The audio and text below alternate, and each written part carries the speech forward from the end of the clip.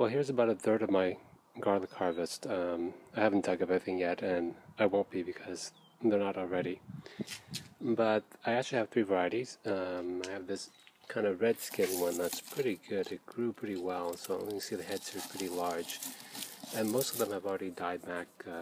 There's not a lot of greens left on them. But I think I waited too long to harvest because you can look at this one and see that it's the outer layer of skin is pretty much disintegrated. So the cloves are fine; they're still edible. It's just that I won't be able to store them very long.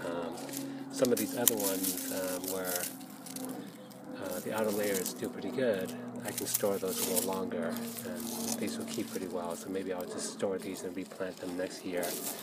Um, One of the problems that I have with this is that I plant them all together, so I couldn't really harvest one plant without disturbing the other ones.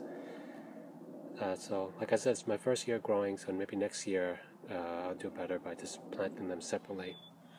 This other variety, this white one, there's still a lot of greens on them left, and the cloves are actually pretty small, like this one. So what I've done is I've kind of left them back on the. I didn't harvest these. I left most of these still on the ground. So maybe in a few more weeks I'll harvest this, and they'll be a lot larger.